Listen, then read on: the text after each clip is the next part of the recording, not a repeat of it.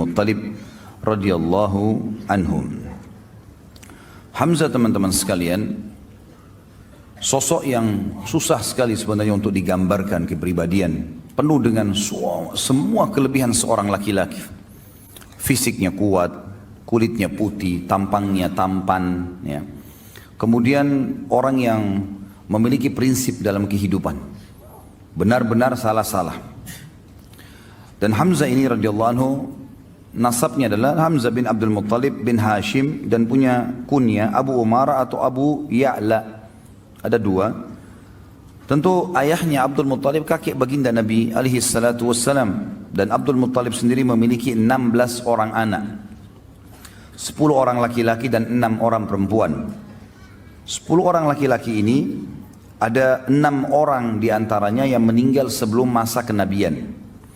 Yaitu anak pertama Abdul Muttalib namanya Harith, kemudian Zirar, kemudian Hijir, kemudian Muqaddam, kemudian Zubair dan Abdullah, ayah Nabi alaihissalatu wassalam. Ini 6 orang meninggal sebelum masa kenabian.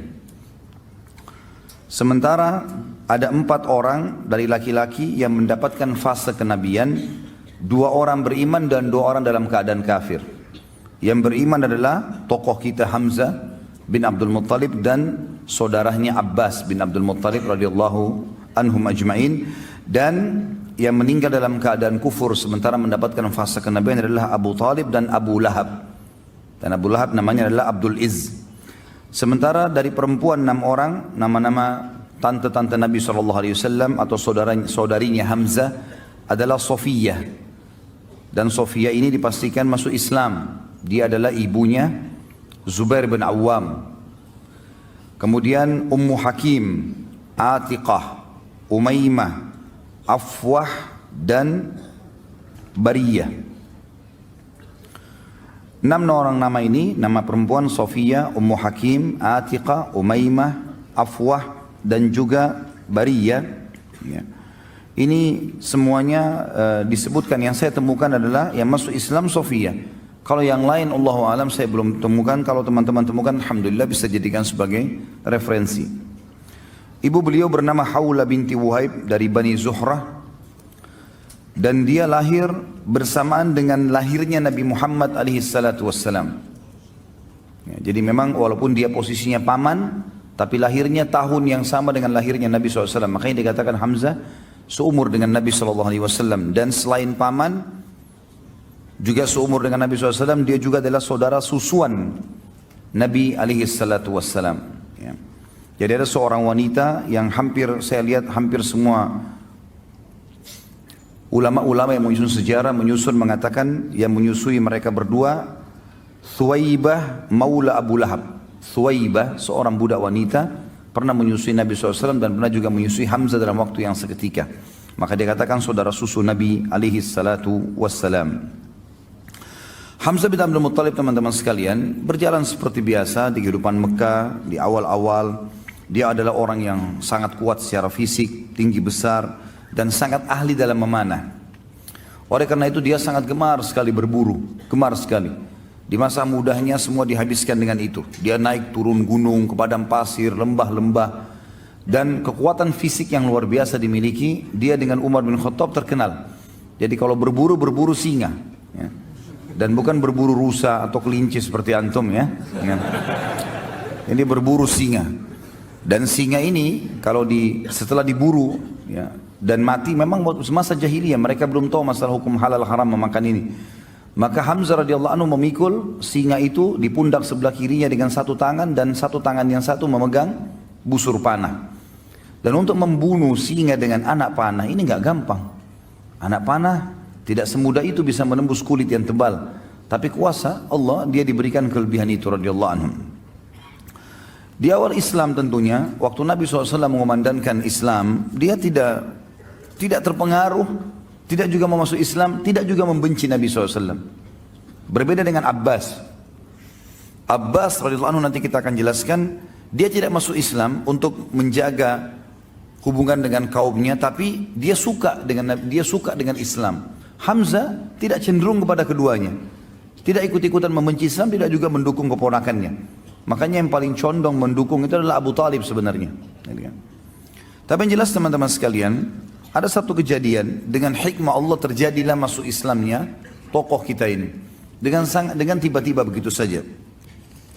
Kisahnya adalah pernah satu waktu Nabi SAW waktu di Mekah selalu dicaci maki. Dan caci makian ini selalu dianggap biasa oleh baginda Nabi SAW. Biasa sekali dianggap, sudahlah kamu penyihir, didiamin. Kamu penjahat, didiamin. Kamu penyamun, dibiarin. Bahkan Nabi SAW pernah lagi sujud, dituangkan kotoran unta di atas leher beliau, beliau SAW diam. Bahkan pernah batang leher beliau diinjak, ya, sampai susah bernafas. Gitu kan.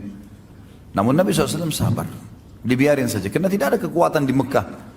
Beliau bersabar dan belum ada perintah untuk melawan pada saat itu. Tapi satu waktu teman-teman sekalian, Abu Jahal waktu melihat Nabi SAW lagi tawaf, dia mengucapkan kata-kata yang sangat menyakitkan, bahkan lebih sakit daripada melukai fisik. Namun dalam buku sejarah tentu tidak disebutkan cacian itu seperti apa. Cuman hampir semuanya mengatakan cacian itu sangat menyakitkan, bahkan mengalahkan sakitnya fisik. Penghinaan yang luar biasa. Dan tidak ada orang yang membela Nabi SAW, walaupun dari suku beliau. Ada seorang budak wanita, budaknya Abdullah bin Jud'an. Abdullah bin Jud'an ini adalah orang yang terkenal, sangat baik sekali di Mekah. Hadis Aisyah mengatakan, ya Rasulullah, Ibnu Jud'an. Orangnya sangat baik di Mekah. Sangat santun, suka silaturahim keluarga, suka bantu orang susah.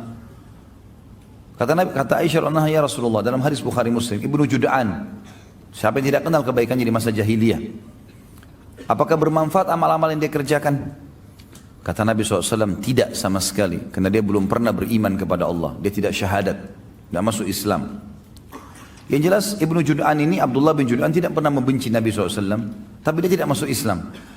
Ada budak wanitanya dia, lewat melihat Nabi SAW dicaci maki dengan cara seperti itu. Dan dia tahu, tuannya ini Abdullah bin Jud'an tidak membenci Nabi SAW. Maka dia pun berusaha mengangkat suaranya mengatakan, hai Quraisy, tidakkah kalian punya sopan santun? Kenapa kalian membiarkan ini? Kenapa dicaci maki? Nggak ada yang peduli. Apalagi ini budak wanita yang bicara. Maka budak ini lari keliling sampai dia keluar pintu gerbang Mekah yang dikenal dengan pintu Bani Syaibah. Begitu keluar di sana dia temu Hamzah. Hamzah baru pulang dari berburu. Lagi bawa singa, ya, di pundak kirinya dengan pegang busur panah. Dan ini yang buat ini cuma Umar bin Khattab sama Hamzah berdua. Kalau dua orang ini masuk ke Mekah sendirian, berburu tidak ditemani sama teman-temannya, sendirian. Yang lain semua pada sibuk, pada mengajak teman-temannya kalau berburu untuk berjaga-jaga, dia enggak. Begitu lewat budak ini mengatakan, wahai Hamzah, tidakkah kau mengetahui apa yang Abu Hakam lakukan terhadap ponakanmu Muhammad? Kata Hamzah, apa yang dilakukan? Kata dia telah mencaci makinya begini dan begitu. Disebutkanlah kalimat-kalimat cacian itu. Tapi sekali lagi dalam riwayat tidak disebutkan. Dan memang tidak ada maslahat kita mengetahui jenis cacian itu. Yang penting memang ini perbuatan yang buruk. Maka kata Hamzah, tidak ada yang membelahnya. Kata budak tersebut, demi Allah tidak ada. Maka Hamzah nggak pakai tunggu pada saat itu. Sambil membawa singa, sambil memegang busur, langsung datangi Abu Jahal di dekat Ka'bah. Tidak pakai banyak ngomong. Singanya ditaruh di sebelah situ, kepalanya Abu Jahal dihantam dengan busur. Berdarah, luka. Karena Abu Jahal waktu itu dianggap rajanya Mekah lah istilahnya, orang yang dituakan di situ. Maka orang-orang sekitarnya mau membela. Kata Hamzah, silahkan. Maju silahkan. Siap untuk mati. Hamzah mau membela. Lalu dia mengatakan kepada Abu Jahal, hai Abu Hakam, berani benar kau caci maki ponakanku, sementara aku dalam agamanya. Kalimat itu, sementara aku dalam agamanya. Padahal Hamzah belum masuk Islam ini. Dia pun tidak tahu kenapa dia ucapkan kalimat itu. Maka Abu Jahal mengatakan, biarkan dia. Memang saya yang salah. Saya sudah berlebihan telah menghina keponakannya. Hamzah radhiyallahu anhu pulang ke rumahnya. Dia renungi kalimat tersebut. Kenapa tadi saya ucapin nih? Apakah besok saya harus kembali ke Quraisy dan mengatakan bahwasanya saya bukan di agamanya Muhammad? Dan ini aib bagi orang Arab menjilat kembali ludahnya. Sudah mengucapkan lalu ditarik, nggak mungkin. Tapi kalau saya tidak perbaiki, saya bukan Muslim, bukan agamanya Muhammad ini. Dia bingung pada saat itu. Pada malam itu dikatakan dalam riwayat-riwayat yang sahih, dia berdoa kepada Allah mengatakan, ya Allah, kalau agama keponakanku Muhammad benar, tanamkan dalam hatiku. Dan kalau seandainya tidak benar, maka hilangkanlah, berikanlah aku solusi dengan Quraisy. Maka Hamzah pun berkata keesokan paginya pada saat dia bangun, dia merasa dekat, ya merasa tenang dengan agama Nabi SAW, maka dia pun datang mengucapkan syahadat. Dan ini rahasia masuk Islamnya Hamzah radhiyallahu anhu. Masuk Islamnya Hamzah radhiyallahu anhu. La ilaha illallah.